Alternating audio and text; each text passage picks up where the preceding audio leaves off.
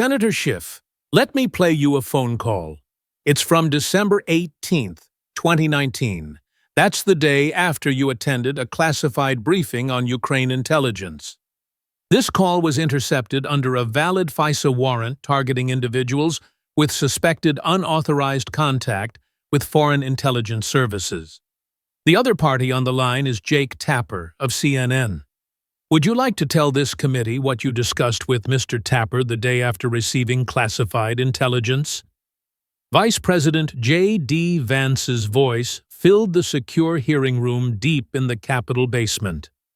Not aggressive, not theatrical, just the calm, measured tone of a former prosecutor who knew exactly how strong his case was and didn't need to oversell it.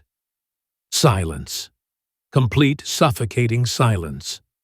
The Senate Intelligence Committee, Schiff, sensitive compartmented information facility, was built for moments like this. Soundproof walls, electronic countermeasures, no windows, no phones, no recordings, except official ones. This was where senators received the nation's most sensitive secrets.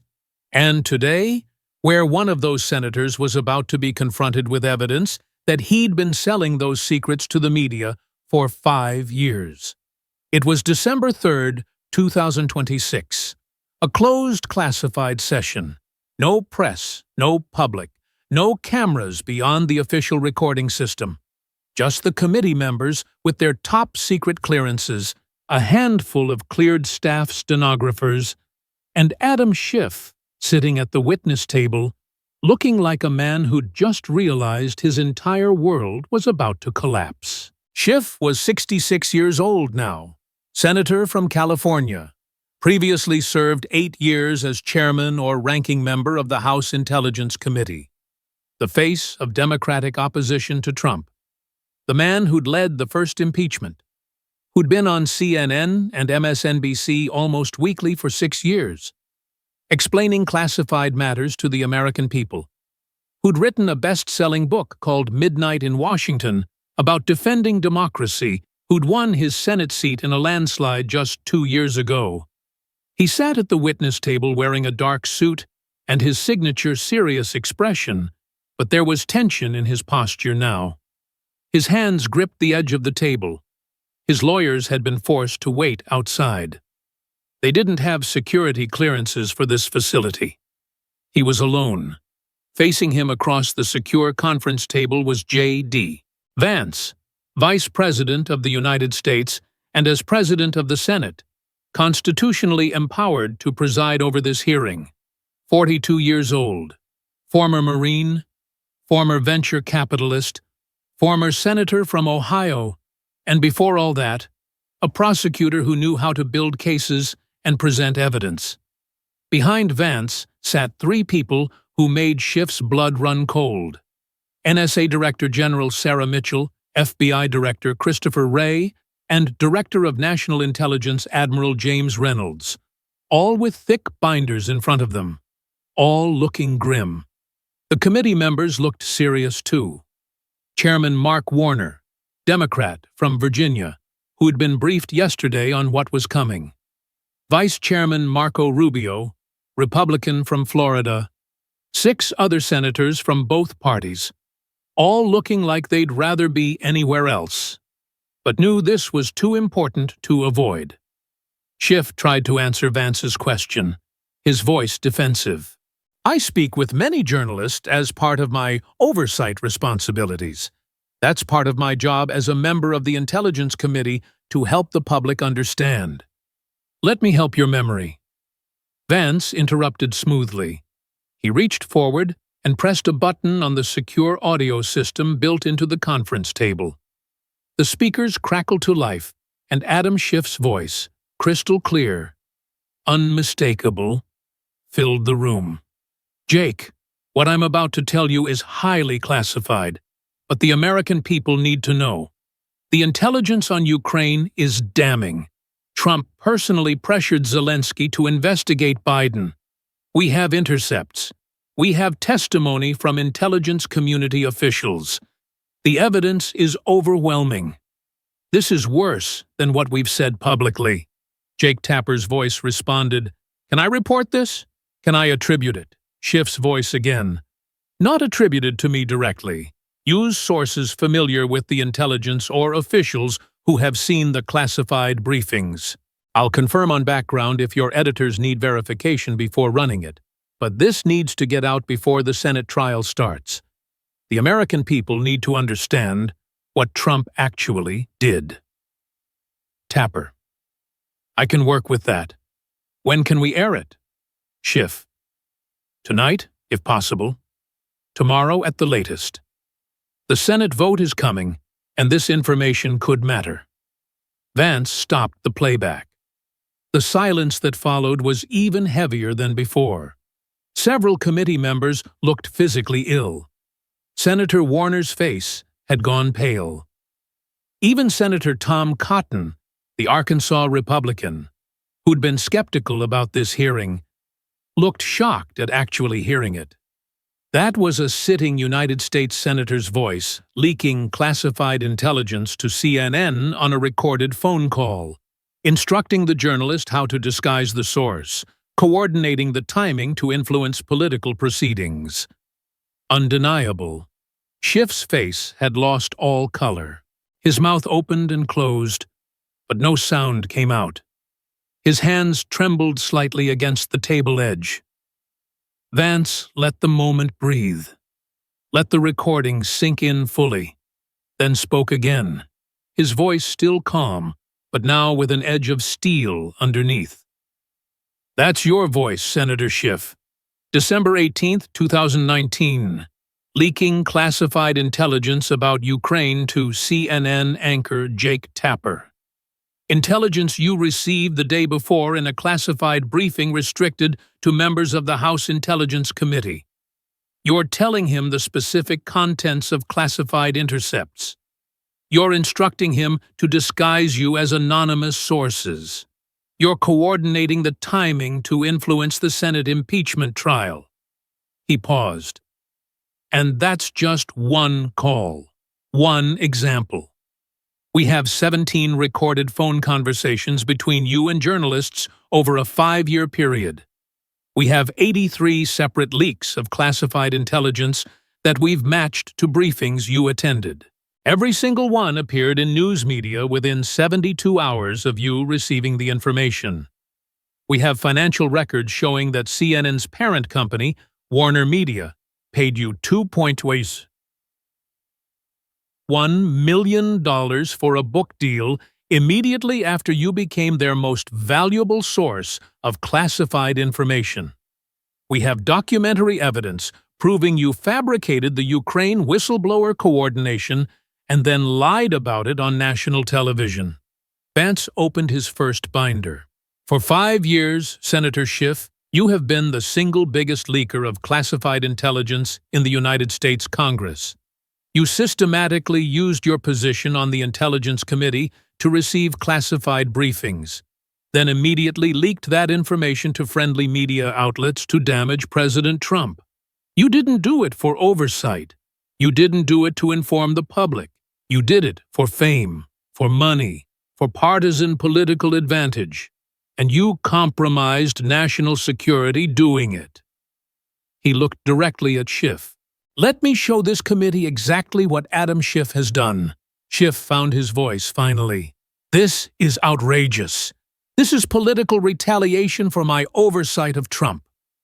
This is the new administration weaponizing intelligence agencies to go after their political opponents." "This is evidence," Vance said flatly. "Phone recordings, classified documents that leaked, articles that published them, financial records, FISA warrants approved by federal judges. You can call it whatever you want, but we are going to present what it actually is, proof that you committed espionage." Chairman Warner spoke up, his voice strained. "Mr. Vice President, the committee was briefed yesterday on the broad outlines of this investigation, but hearing the actual recording is different. Before you continue, I need to ask, how was this call intercepted? Under what legal authority?" NSA Director Mitchell answered, The call was intercepted under a FISA warrant issued by the Foreign Intelligence Surveillance Court in June 2025. The warrant targeted individuals suspected of unauthorized contact with foreign intelligence services for the purpose of disclosing classified information. Senator Schiff's communications were included based on probable cause that he was engaged in such activity. Senator Rubio asked, "A federal judge approved this? Approved surveillance of a sitting member of Congress?" "3 federal judges approved it," FBI Director Wray said. "The initial warrant and 2 renewals. They reviewed extensive evidence showing a pattern of classified information appearing in media immediately after Senator Schiff received it. They found probable cause that he was compromising national security. The standard for surveilling a member of Congress is extremely high. We met it." Vance looked at Schiff. "You spent 6 years positioning yourself as the guardian of classified intelligence, the watchdog protecting American secrets, the man who understood how important security was. You were actually the threat. You were the leak. And today, we're going to prove it with evidence you can't spin away." He settled back in his chair. "Let's start with how we figured out it was you." And with those words, he began methodically destroying the carefully constructed image Adam Schiff had spent decades building. The serious lawmaker concerned with national security was about to be revealed as the biggest leaker in congressional history. To understand how we got here, how the man who'd led Trump's impeachment ended up in a classified hearing facing espionage charges, you have to go back 10 hours earlier. When Schiff walked into his office thinking this was just another routine oversight matter, 10 hours earlier, Adam Schiff sat in his Senate office reviewing the subpoena that had been hand-delivered by the Sergeant-at-Arms the previous evening. The language was frustratingly vague. Subpoena to appear before the Senate Select Committee on Intelligence, classified session. Subject matter: unauthorized disclosure of classified information and related matters. That was it. No details about what specific information. No indication of whether he was a witness or a subject.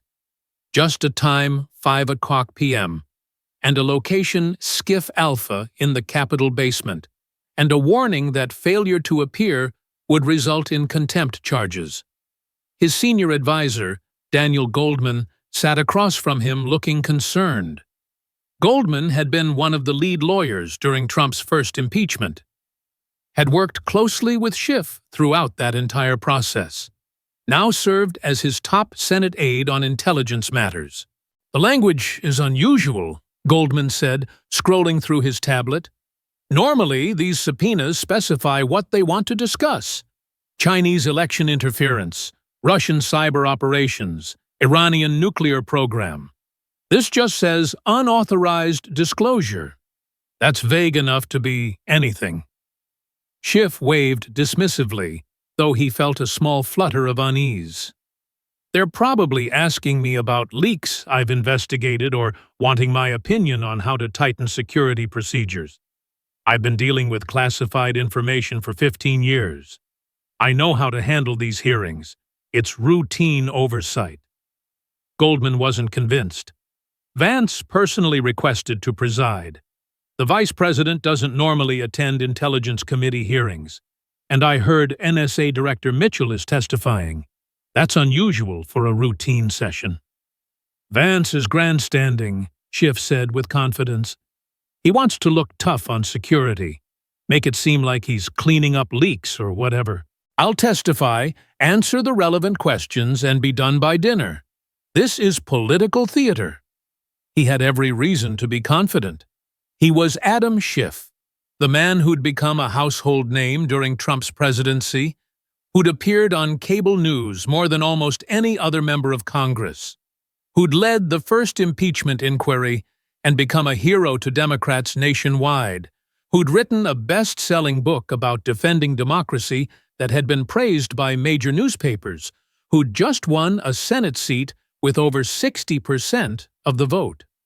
Every investigation he'd been involved in, especially the Trump investigations, had made him more famous, more powerful, more beloved by his base. His Twitter following was over 3 million. He was regularly featured in profiles about defending democracy. He'd become one of the most recognizable Democrats in America. Why would this hearing be any different from the dozens of classified briefings and testimonies he'd participated in over the years? What Schiff didn't know, couldn't have imagined, was that for 18 months, the National Security Agency had been running a Level 1 counterintelligence investigation, not targeting Russian spies or Chinese hackers, targeting him because classified intelligence kept leaking to the media, and every single leak traced back to briefings he'd attended. And J.D. Vance had spent the last month reviewing every piece of evidence, preparing to present a case that would end Schiff's career and probably send him to prison. At that exact moment in the White House Situation Room, Vance was conducting his final preparation session. It was 7:00 in the morning. The secure conference room deep beneath the West Wing was filled with the nation's top intelligence officials. NSA Director General Sarah Mitchell stood at a large monitor displaying a complex timeline. She was 53 years old, had spent 30 years in signals intelligence, and looked like someone who'd seen things that kept her up at night. This case was one of them. "We've been investigating for 18 months. She began clicking through her presentation. "It started when we noticed a pattern. Highly classified intelligence about Russia, Ukraine, China, Iran kept appearing in New York Times and CNN articles within days of Intelligence Committee briefings. The information was too accurate, too detailed to be speculation or educated guessing. Someone was leaking." She pulled up statistics. "We identified 83 separate instances over 5 years where classified intelligence appeared in media shortly after committee briefings. We cross-referenced attendance records for all those briefings. Multiple members attended some of them, but only one person attended all 83 things." She highlighted a name on the timeline: Adam Schiff. He served on House Intelligence Committee from 2015 to 2023, became ranking member in 2019, then chairman, moved to Senate Intelligence Committee in 2023. Perfect access to classified briefings throughout the entire period. FBI Director Wray spoke up from his seat at the table. "We needed to confirm it was actually him, and not someone else who happened to attend the same briefings. So, we obtained a FISA warrant 18 months ago. The predicate was probable cause that a member of Congress was engaged in unauthorized disclosure of classified information." He pulled up legal documents. "We showed the FISA court the pattern of leaks, showed that classified information was appearing in media with perfect timing and accuracy, showed financial connections between Schiff and media companies. 3 different federal judges, 1 for the initial warrant, 2 for renewals, all found probable cause. The standard for surveilling a member of Congress is extremely high. These judges don't approve these lightly." "What did you find?" Vance asked, though he'd been briefed on this multiple times already. He wanted to hear it presented the way it would be in the hearing. Mitchell clicked to the next section. "We intercepted 17 phone calls over 12 months between Schiff and journalists. CNN's Jake Tapper, 7 calls. New York Times reporters Adam Goldman and Julian Barnes, 4 calls each. Washington Post's Shane Harris, 2 calls. The pattern is always the same. Within 24 hours of a classified briefing, Schiff calls one of these journalists, tells them classified information, instructs them how to write the story to disguise the source, sometimes even suggests specific phrasing." She played a clip from one of the calls. Schiff's voice: Don't say Intelligence Committee members were told. Say according to officials familiar with the intelligence. That's vague enough that it could be anyone's State Department NSCIC directly. Makes it harder to trace. Vance listened to the recording again. He'd heard it a dozen times, but it never got less damning. "And you've matched the calls to specific articles that were published?" Director of National Intelligence Admiral Reynolds answered. He was a career naval officer, former submarine commander, and had run the nation's intelligence apparatus for 3 years. He looked disgusted by what they'd found. "Every single call matches to an article published within 48 hours. Reynolds said, "We have the classified briefing material. We have the call recordings. We have the published articles. We can show that information went from classified briefing to Schiff's brain to journalists' notes to published article in less than 2 days, repeatedly, systematically, for 5 years. He pulled up examples. December 17, 2019, classified briefing on Ukraine intelligence. December 18th, Schiff calls Jake Tapper. December 19th, CNN runs story with specific details from that classified briefing. The details couldn't have come from anywhere else. March 2020, classified briefing on Russian election interference. Same day, Schiff calls Adam Goldman at NYT. Next day, Times runs story with information from that briefing. Perfect match. August 2021, classified briefing on Afghanistan withdrawal intelligence. Schiff calls Shane Harris at Washington Post. 2 days later, Post runs story describing classified intelligence assessments that were only shared in that briefing. He showed timeline after timeline. The pattern was undeniable. Vance asked the key question. Can we prove he actually read from classified documents during these calls? Or could he argue he was just sharing his general impressions and the journalists filled in details from other sources? Mitchell had the answer.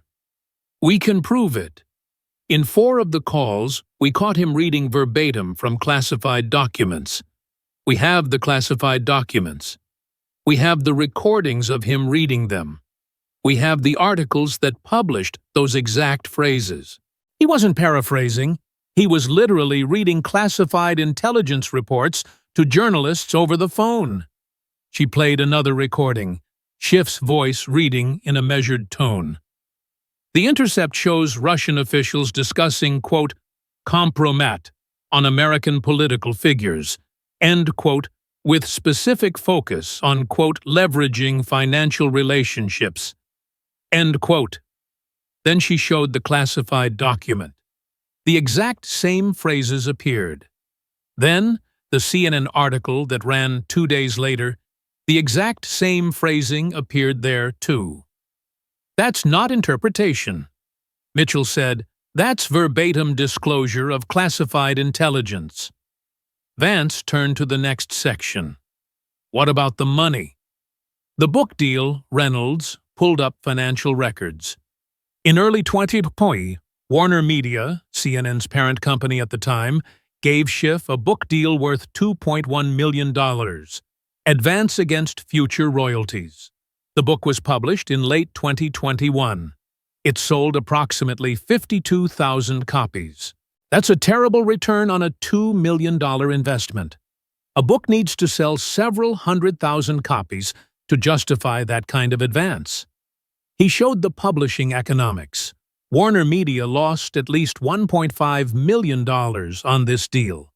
Why would they do that? Because they weren't paying for a book. They were paying for access.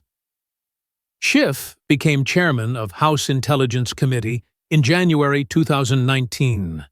The leaks to CNN intensified dramatically starting then. The book deal came in early 2020. The leaks continued through 2023. The timing isn't coincidental. Can we prove quid pro quo? Vance asked. Not in a criminal sense, Reynolds admitted. Schiff can argue it was a legitimate publishing deal that happened to lose money, but the circumstantial evidence is overwhelming. He got $2 million from a company whose news division he was regularly feeding classified information. That's corruption, even if we can't prove explicit agreement. Ray added another element. We also found that Democratic organizations and progressive advocacy groups bought tens of thousands of copies of his book in bulk. Courage to Change, PAC, bought 20,000 copies. Democratic Alliance bought 15,000.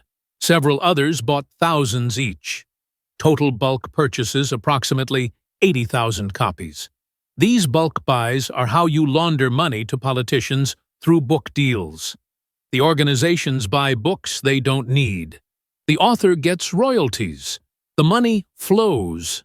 Vance moved to the most explosive element, the Ukraine whistleblower. Walk me through what you found. Mitchell's expression darkened. This is where it goes from leaking to fabrication. The official story was that an intelligence community whistleblower filed a complaint through proper channels. The complaint went to the Inspector General, who forwarded it to Congress. Schiff claimed he had no prior contact with the whistleblower. He said that repeatedly on television. She pulled up video clips. Schiff on CNN in September 2019. We have not spoken directly with the whistleblower. We would like to, but the whistleblower has a statutory right to remain anonymous.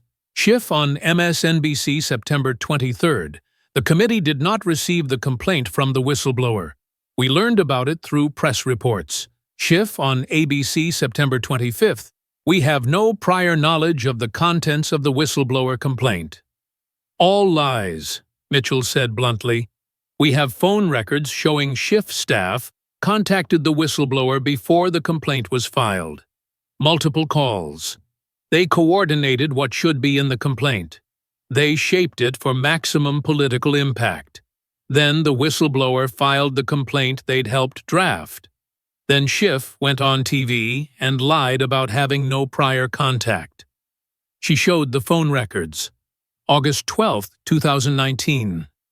Schiff aide Daniel Goldman calls number associated with CIA analyst later identified as the whistleblower. 23-minute call. August 14th. Another call, 17 minutes. August 18. Another call. These calls happened before the formal whistleblower complaint was filed on August 12th. That means Schiff's office was coordinating the complaint, Vance said. Then he lied about it to make it seem like it came from independent whistleblower channels rather than Democratic committee staff.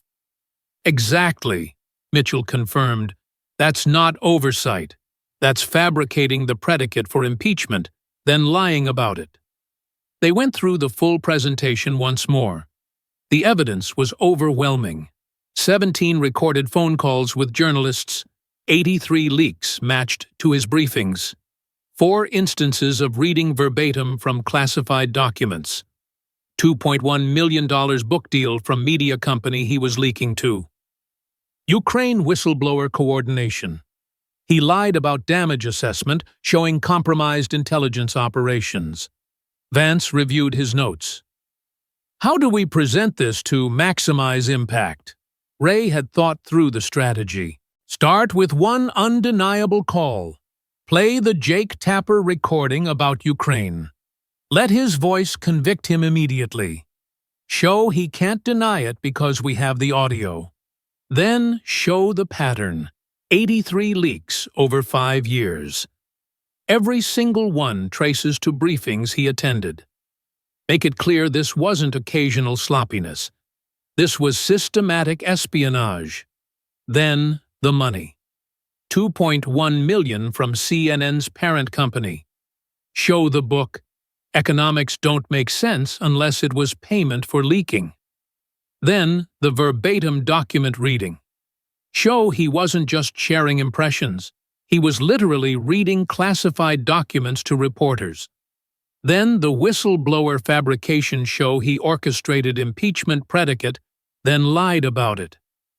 Finally, the damage assessment show he didn't just embarrass people, he compromised operations and got intelligence sources burned. Vance stood up. Adam Schiff spent 6 years as the most visible critic of Trump on intelligence matters, positioned himself as the serious, responsible lawmaker who understood how important protecting classified information was, wrote a book about defending democracy. The entire thing was a lie. He was the biggest security threat on the committee. He gathered his materials. In 5 hours, we show the Senate exactly what he's done. At 4:30 that afternoon, Adam Schiff's motorcade arrived at the Capitol. He walked through security with Daniel Goldman beside him, down to the basement level through increasingly secure corridors to the Schiff entrance. A security officer checked his credentials. "You're cleared, Senator. Your aide needs to wait outside unless he has TSCI clearance for this session." Goldman didn't. He looked at Schiff with concern. "Are you sure you don't want me to try to get emergency clearance?" Schiff shook his head. "It's fine. This is standard procedure for classified sessions. I'll be out in an hour." He entered the Schiff. The heavy vault door closed behind him with a solid thunk that seemed way too final. The room was already full, committee members in their seats, but also people who shouldn't be there for a routine hearing. J.D. Vance sitting at the head of the table, the NSA director, FBI director, DNI, all with binders in front of them. Something was very, very wrong. At exactly 5 o'clock, Vance called the hearing to order. His voice was formal, serious. "This classified session of the Senate Select Committee on Intelligence is now in session. Everything discussed here is classified top-secret, sensitive, compartmented information. Unauthorized disclosure is a federal crime." He looked directly at Schiff. "Senator Schiff, you've been read your rights, and you understand you're here to answer questions regarding unauthorized disclosure of classified intelligence. Before we begin, do you have any questions about the proceeding?" Schiff's throat felt dry. "I'd like to have my counsel present." "Your counsel doesn't have appropriate clearances for the material we'll be discussing," Vance said. "You may request a delay while they obtain clearances, which typically take 6 to 8 weeks, or we can proceed now." A delay would look terrible, would make him seem guilty. Schiff made a decision he'd regret. "I'll proceed." "Very well." Vance opened his first binder. For 18 months, the National Security Agency has been investigating systematic unauthorized disclosure of classified intelligence to news media. We've identified 83 separate leaks over 5 years. We've traced all of them to one source. He paused. Let it hang there. Schiff felt like the floor had dropped out from under him. "Let me show you how we know." Vance said, "Let's start with December 18th, 2019, your phone call to Jake Tapper." And with those words, Schiff knew his career was over. Vance looked at Schiff across the table. "Senator, before I play this recording, I'll give you an opportunity to explain. On December 18th, 2019, the day after you received a classified briefing on Ukraine intelligence, you had a phone conversation with Jake Tapper of CNN. What did you discuss?" Schiff's mind raced. December 2019. That was during impeachment. He'd spoken with lots of journalists then, all above board, all part of his oversight duties. "I spoke with many journalists during that period about impeachment. Those were appropriate communications about public matters." "This wasn't about public matters," Vance said. "This was about classified intelligence you'd received the day before in a restricted briefing. But let you hear it yourself." He pressed play. The recording was crystal clear. Professional quality. NSA intercept technology was the best in the world. And it showed. Schiff's own voice filled the room. "Jake, what I'm about to tell you is highly classified. But the American people need to know. The intelligence on Ukraine is damning. Trump personally pressured Zelensky to investigate Biden. We have intercepts. We have testimony from intelligence community officials. The evidence is overwhelming. This is worse than what we've said publicly." Schiff felt sick. That was his voice on a recording, saying things he absolutely remembered saying, things he thought were private. Jake Tapper's voice. "Can I report this? Can I attribute it?" Schiff's voice. "Not attributed to me directly. Use sources familiar with the intelligence or officials who have seen the classified briefings. I'll confirm on background if your editors need verification before running it, but this needs to get out before the Senate trial starts. The American people need to understand what Trump actually did." Tapper. "I can work with that. When can we air it?" Schiff. "Tonight, if possible. Tomorrow at the latest. The Senate vote is coming and this information could matter." Vance stopped the playback. The silence was deafening. "That's you," Vance said simply. "Leaking classified intelligence to CNN, instructing the journalist how to disguise you as an anonymous source, coordinating timing to influence the Senate impeachment trial. All on December 18, 2019, one day after you received that classified intelligence in a secure briefing." Senator Warner spoke up, his voice pained. "Mr. Vice President, I need to understand the legal basis for this recording. How was this call intercepted?" NSA Director Mitchell answered.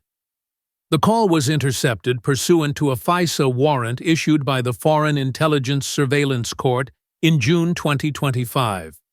The warrant targeted individuals suspected of unauthorized disclosure of classified information based on a pattern of classified intelligence appearing in media immediately after Senator Schiff received briefings. 3 federal judges found probable cause to authorize surveillance. Senator Angus King asked, 3 judges approved surveilling a sitting senator? 3 judges reviewed extensive evidence and all found probable cause that he was compromising national security. FBI Director Wray confirmed the initial warrant and 2 renewals. The standard is extremely high for surveilling a member of Congress. We met it because the pattern was undeniable. Vance brought it back to Schiff. Senator, that recording is from December 2019. Would you like to know when CNN aired a story with that exact classified information? He didn't wait for an answer. Pulled up a transcript. December 19, 2019. CNN Evening News. Jake Tapper reporting. Quote, according to officials familiar with classified intelligence briefings, evidence regarding President Trump's Ukraine communications is more damaging than previously reported. The intelligence includes intercepts and testimony from intelligence community officials. End quote. He looked up. That aired less than 24 hours after your phone call. The language mirrors what you told him. The sourcing is exactly what you suggested. Officials familiar with the intelligence. You leaked classified information, told him how to hide that you were the source, and it aired the next day. Schiff tried to respond, that story was about public impeachment matters. I was helping the public understand. You were disclosing classified intelligence. Vance cut him off. The intercepts you mentioned, the testimony from IC officials, that was all classified. You received it in a classified briefing. You disclosed it to a journalist. That's a crime. He paused. And that's just one call. Let me show you the others. Vance clicked his remote. A timeline appeared on the secure monitor at the front of the room. 5 years of data compressed into a visual representation that was damning in its clarity. For 18 months, Vance said, NSA and FBI analyzed patterns of classified intelligence leaking to media. We identified 83 instances where classified information appeared in news articles shortly after Intelligence Committee briefings. Let me show you the pattern. He traced along the timeline. Each red dot represents a classified briefing. Each blue dot represents a news article containing information from that briefing. Notice anything? The pattern was obvious. Red dot, then blue dot 1 to 3 days later, over and over for 5 years. Classified briefing, then immediately to media repeatedly, systematically for 5 years straight. We cross-referenced attendance records who attended these 83 briefings. Multiple members attended some of them, but only one person attended all 83. He didn't need to say the name. Everyone knew. You were on House Intelligence Committee from 2015 to 2023, became ranking member in 2019, chairman in 2020 through 2022, then moved to Senate Intelligence Committee in 2023. Perfect access throughout this entire period. He showed specific examples. March 15, 2020, classified briefing on Russian election interference. You attended. March 16th, you called Adam Goldman at New York Times. March 17th, Times publishes story with specific details from that classified briefing, details that could only have come from someone in the room. Another example, July 2021, classified briefing on Chinese cyber operations against U.S. infrastructure. You attended. Same day, you called Jake Tapper again. Next day, CNN runs story describing Chinese capabilities that were only discussed in that classified briefing. August 2021 classified briefing on Afghanistan withdrawal intelligence. You attended. You called Shane Harris at Washington Post. 2 days later, Post runs story with classified intelligence assessments that were restricted to that briefing. He kept going, example after example. The pattern was undeniable. Briefing, call, article. Briefing, call, article, over and over. 83 times over 5 years. Senator Schiff, classified intelligence moved from secure briefing room to your phone to friendly journalist to published article in less than 72 hours. That's not coincidence. That's systematic leaking. Senator Rubio asked, "Mr. Vice President, how certain are we that the information in these articles came from Senator Schiff and not from someone else who attended the same briefings?" Mitchell answered, "We're certain because we have the phone record showing him calling journalists immediately after briefings. We have 17 recorded calls where he discloses the information, and we have 4 calls where he reads verbatim from classified documents. We can match his words to the documents, to the articles. It's not circumstantial. It's direct evidence." Vance showed the call records. Here's Senator Schiff's phone activity on days when he attended classified briefings. Notice the pattern. Within hours of leaving the Schiff, he's calling CNN, New York Times, Washington Post. The calls average 12 to 20 minutes. That's not scheduling lunch. That's briefing journalists on what he just learned. He pulled up comparison data. Here's his call pattern on days when he didn't attend classified briefings. Totally different. Normal calls to staff, constituents, family, but on days with classified briefings, calls to journalists immediately after. Senator Susan Collins asked quietly, "Over 5 years, how many times did this pattern occur?" 83 times that we can definitively document. Vance said, "There may be more we haven't identified. These are the ones where the evidence is absolutely clear." Vance moved to his most damning evidence. Senator Schiff could argue that he was just sharing his general impressions of briefings, his interpretation of events. That would still be inappropriate, but he might claim it's not technically leaking classified documents. Let me show you why that defense doesn't work. He pulled up a classified document on the secure screen. Most of it was redacted for the public portions of the record, but key phrases were highlighted. This is a classified intelligence assessment from March 2020 regarding Russian election interference. It was briefed to the House Intelligence Committee on March 15th. Senator Schiff attended that briefing. The next day, he called Adam Goldman at the New York Times. NSA intercepted that call. Let me play you part of it. The recording played, Schiff's voice reading in a careful, measured tone. The assessment states that Russian intelligence services are, quote, actively engaged in information operations targeting the 2008 election, end quote, with specific focus on, quote, amplifying existing divisions within the American electorate, end quote. The report identifies, quote, coordination between Russian military intelligence and social media influence operations, end quote. Vance stopped the recording, then pointed to the classified document on screen. Those phrases appear in this classified assessment, quote, actively engaged in information operations targeting the 2020 election, end quote. Quote, amplifying existing divisions, end quote.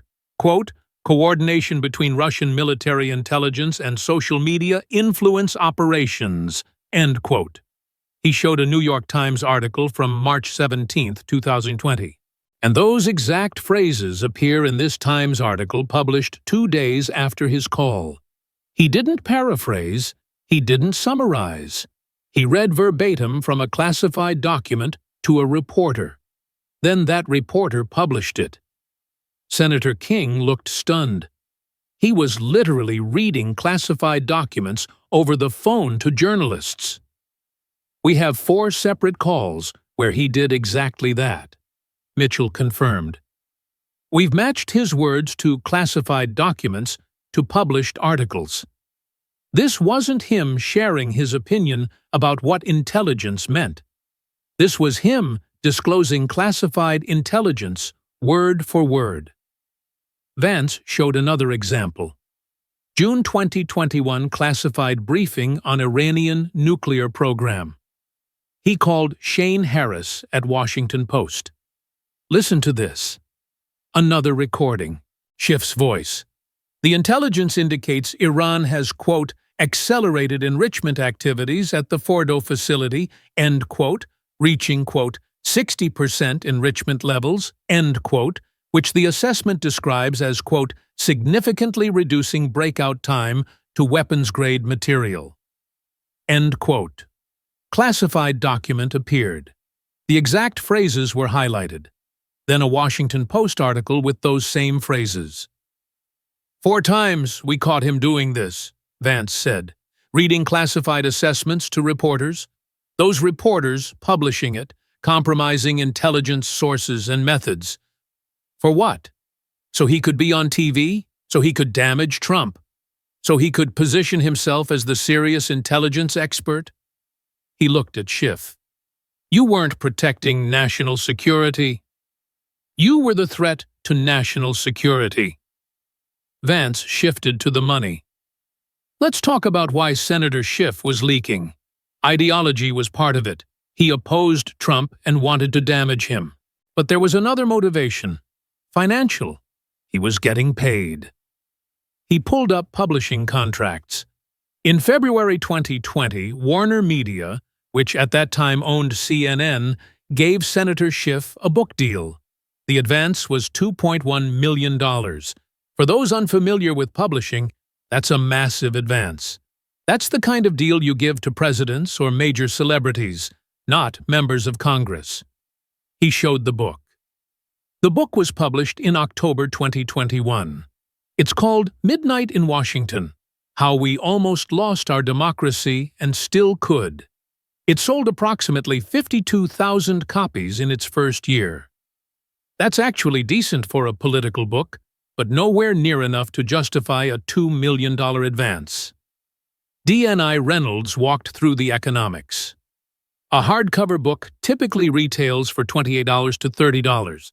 The author gets roughly 15% of that, so about $4 per book. To earn back a $2 million advance, the book would need to sell 500,000 copies. Senator Schiff's book sold roughly 1/10 of that. Warner Media lost approximately $1.5 million on this deal. Senator Warner asked, "That's not unusual, though, is it? Publishers often overpay for political books, betting they'll become bestsellers." "True," Reynolds acknowledged, "but consider the timing.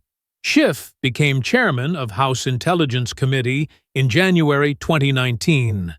That's when the leaks to CNN intensified dramatically. The book deal came in February 2020, 14 months into his chairmanship. The leaks continued through 2022. Then he left House Intelligence Committee and the CNN leaks dropped off significantly." He showed the correlation. "We tracked CNN stories citing anonymous intelligence officials. During Schiff's chairmanship 2019 to 2022, CNN ran an average of 37 such stories per year. After he left the committee, that dropped to 9 per year. The pattern is clear. CNN was getting classified intelligence from him. They paid him $2 million for a book that lost money. That wasn't a publishing deal. That was payment for services rendered." Vance added more evidence. "We also found that Democratic political organizations bought bulk copies of his book. Courage to Change PEC bought 20,000 copies for $85,000. Never distributed most of them. Democracy Alliance bought 15,000 copies. Several other progressive groups bought thousands each. Total bulk purchases approximately 80,000 copies. These bulk buys inflate sales numbers and guarantee the author hits royalty thresholds even if regular readers don't buy the book. It's how you launder money to politicians through book deals. The organizations buy books with donor money. The author gets royalties. Everyone pretends it's legitimate publishing." Senator Cotton asked, "Are you alleging CNN explicitly paid him to leak classified intelligence?" "We can't prove explicit quid pro quo," Vance admitted, "but the circumstantial evidence is overwhelming. He becomes intelligence chairman, starts leaking heavily to CNN, gets a $2.1 million book deal from CNN's parent company, continues leaking, leaves the committee. CNN's access to leaks dries up. That's not coincidence." Vance moved to his final major evidence section. "Everything we've discussed so far is about leaking unauthorized disclosure. Serious crimes, but Senator Schiff might argue he was trying to inform the public about Trump's misconduct. Let me show you where it went beyond leaking into active fabrication and lying." He pulled up video clips from September 2019, the Ukraine whistleblower complaint that launched Trump's first impeachment. Here's what Senator Schiff said about it on national television. The clips played. Schiff on CNN, September 21, 2019. "We have not spoken directly with the whistleblower." Schiff on MSNBC, September 23. "The committee did not receive the complaint from the whistleblower. We learned about it through press reports." Schiff on ABC, September 25. "We have no prior knowledge of the contents of the whistleblower complaint." Vance stopped the montage. He said that repeatedly.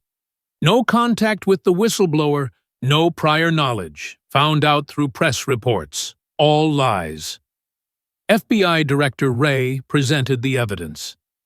"We have phone records showing that Senator Schiff's staff contacted the individual later identified as the whistleblower before the formal complaint was filed. Multiple calls between Schiff aide Daniel Goldman and the CIA analyst." Phone records appeared on screen. August 8, 2019. Goldman calls number associated with the analyst, 23-minute call. August 12th. Another call, 17 minutes. August 14th. Another call, 19 minutes. The formal complaint was filed August 12th, Vance noted. Apologies. Ray corrected himself. The first call was August 8th. The formal complaint was filed August 12th, so these calls happened in the days immediately before and after the complaint was filed. Goldman was coordinating with the whistleblower, helping shape the complaint. He showed more evidence. We also have text messages between Goldman and the analyst discussing what should be included in the complaint. Goldman suggesting specific language, specific facts to emphasize. This wasn't the committee passively receiving a whistleblower complaint through proper channels. This was committee staff actively creating the complaint, then pretending it came independently. Senator Collins looked shocked. So the entire predicate for impeachment was fabricated by Chairman Schiff's staff? Fabricated is strong, Ray said carefully. The underlying facts about Trump's Ukraine call were real, but the whistleblower complaint wasn't organic. It was coordinated by Schiff's staff to create the appearance of an independent intelligence community whistleblower coming forward. Then Schiff went on television and lied about having no prior contact. Vance played more clips. Schiff on CNN being asked directly if his staff had spoken to the whistleblower. Schiff responding, "We have no knowledge of that." The whistleblower came forward through proper channels to the Inspector General. "That's not spinning," Vance said. "That's not putting the best face on things. That's lying. Direct, explicit lying to the American people about his staff coordinating the impeachment complaint." For his final section, Vance brought in D&I Reynolds to describe the actual harm caused by Schiff's leaking. "We conducted a comprehensive damage assessment," Reynolds said, looking at what intelligence was compromised by Senator Schiff's disclosures. "The results are classified, so I can only speak generally, but the damage was significant." He outlined categories of harm. First, sources and methods. When he leaked details about intercepts, foreign governments learned we had access to their communications. Several intelligence collection operations had to be terminated because they were compromised by his leaks. Second, diplomatic relationships. Ally intelligence services share information with us under strict confidentiality agreements. When that information appeared in New York Times articles, our allies lost trust. Several liaison relationships were damaged. Third, operational security. When he leaked details about planned operations or intelligence assessments, adversaries gained advanced warning. At least 2 counterterrorism operations had to be canceled because he leaked details that would have exposed our intentions.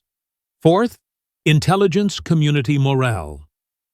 Analysts and operators risk their lives collecting intelligence. When they see it immediately leaked to media by the chairman of the Intelligence Committee, it's devastating. We had analysts refuse to brief Congress because they didn't trust the information would stay classified. Reynolds looked at Schiff. "You didn't just break the law, Senator. You damaged the intelligence community's ability to protect this country. You burned sources. You compromised operations. You destroyed Allied trust. For what? For TV appearances and a book deal." The room was silent. The evidence was overwhelming. 17 recorded calls, 83 documented leaks. Reading verbatim from classified documents. 2.1 million from CNN. Lying about the whistleblower.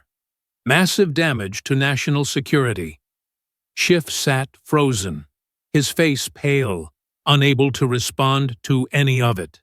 4 hours of evidence. Phone recordings of Schiff's voice leaking to journalists. Timeline showing 83 leaks matched to his briefings. Proof he read classified documents verbatim to reporters. Financial records showing CNN paid him $2.1 million. Proof he fabricated the whistleblower coordination, then lied about it. Damage assessment showing burned sources and compromised operations. It was devastating, undeniable, career-ending at minimum, prison-worthy most likely. Chairman Warner looked at Schiff with something like pity. "Senator Schiff, you've heard 4 hours of evidence from NSA, FBI, and DNI. You have an opportunity to respond. What do you have to say?" Schiff sat silent for a long moment. His mind was racing through options. Deny it? They had recordings of his voice. Claim it was taken out of context? They had 83 examples. Say he was helping the public? He disclosed classified intelligence. That's a crime, regardless of motivation. Finally, he spoke, his voice lacking its usual confidence. "This is political retaliation. This is the new administration weaponizing intelligence agencies to punish me for conducting oversight of Donald Trump. Everything I did was in service of my constitutional duty to inform the American people about threats to our democracy." "You leaked classified intelligence," Vance interrupted flatly. "We have you on tape doing it 17 times. That's not oversight. That's espionage." Schiff's voice rose, getting defensive. "I was trying to protect American democracy from a president who was compromised by Russia." "By committing crimes yourself?" Vance asked. "By reading classified NSA intercepts to CNN? By taking $2.1 million from Warner Media while feeding them classified information? You weren't protecting anything. You were advancing your career and your bank account." Senator Rubio spoke up. "Senator Schiff, I want to give you a chance to address the specific allegations. Did you call Jake Tapper on December 18th, 2019, and disclose classified Ukraine intelligence?" Silence. Schiff looked at the table. Rubio continued. "Did you receive a $2.1 million book deal from CNN's parent company while leaking classified information to CNN?" More silence. "Did your staff coordinate with the Ukraine whistleblower before the complaint was filed? Then did you lie about having no prior contact?" Schiff finally looked up. His voice was quiet. "I need to consult with counsel before answering these questions." "Your counsel isn't here," Warner reminded him gently. "We can delay." "No," Schiff's voice was firmer. "I invoke my Fifth Amendment right against self-incrimination. I decline to answer on grounds that my answers might incriminate me." The room erupted.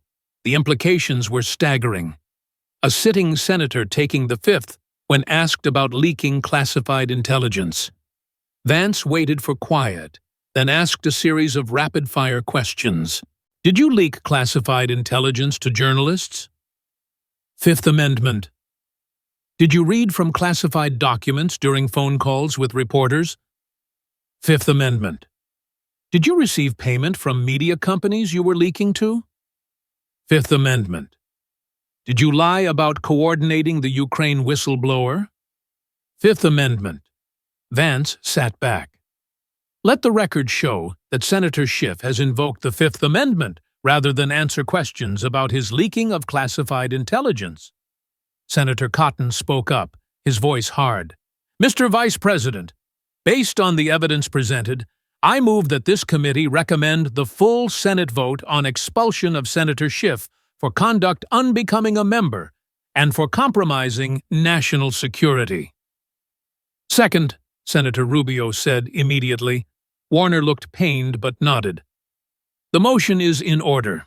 We'll vote after a brief discussion." The discussion was brief. Even Democrats on the committee couldn't defend the evidence. Senator King from Maine, an independent who caucused with Democrats, spoke for many of them. "I've known Adam Schiff for years. I respected his work on Intelligence Committee. But this evidence is overwhelming. If a member of the Intelligence Committee is systematically leaking classified information, taking money from media companies, and lying about whistleblower coordination, they cannot continue to serve. I'll vote for expulsion." The vote was unanimous, 15-0. Recommend expulsion. Warner looked at Schiff. "Senator, the full Senate will vote on your expulsion.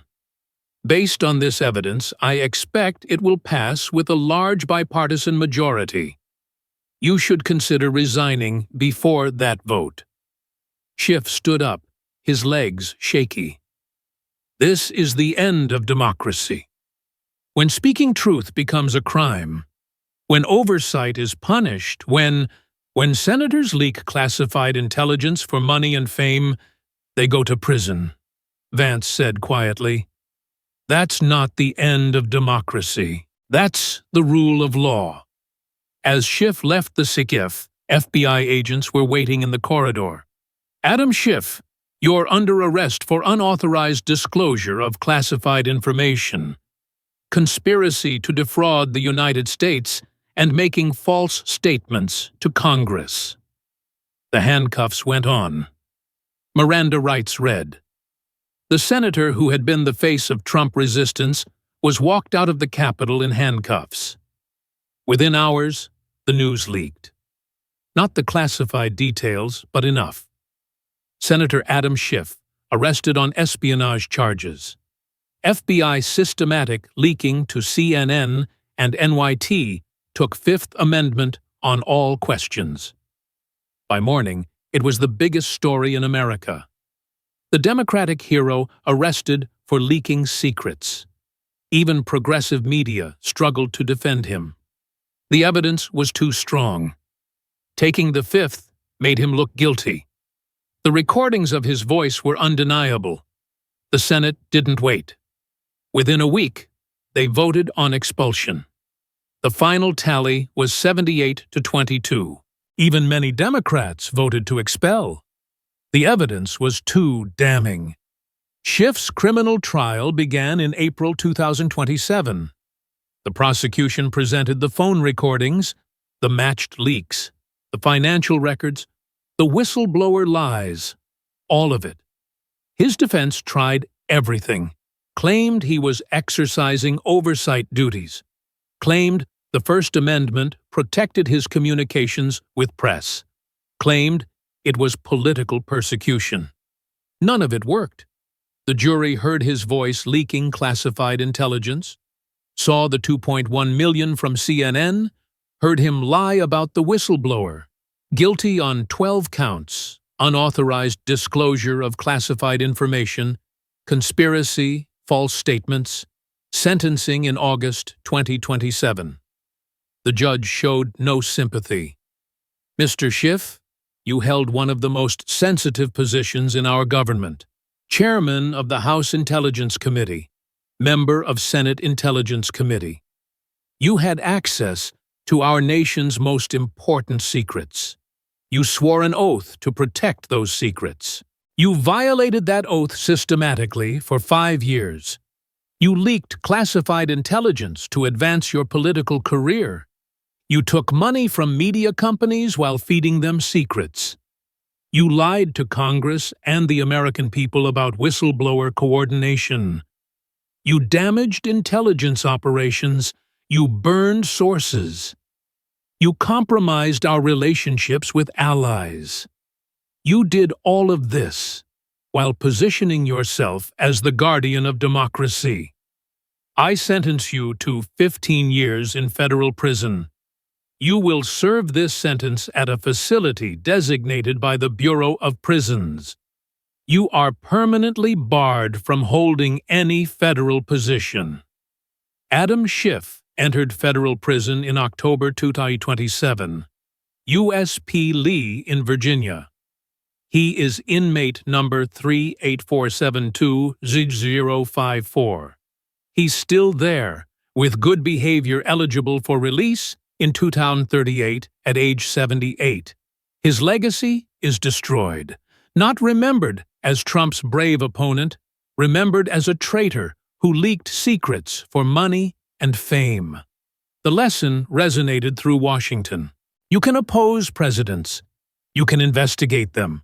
You can vote to impeach them. But you cannot leak classified intelligence. You cannot take money from media while feeding them secrets. You cannot lie about fabricating whistleblower complaints. Eventually, the NSA will catch you. Eventually, your voice will be on recordings. Eventually, the evidence will be undeniable. Adam Schiff thought he was untouchable, thought his media platform protected him, thought being the resistance hero made him safe. He was wrong. The evidence was overwhelming. The jury convicted him, and he's spending 15 years in prison because he thought leaking secrets was just politics. It wasn't politics. It was espionage. And espionage has consequences.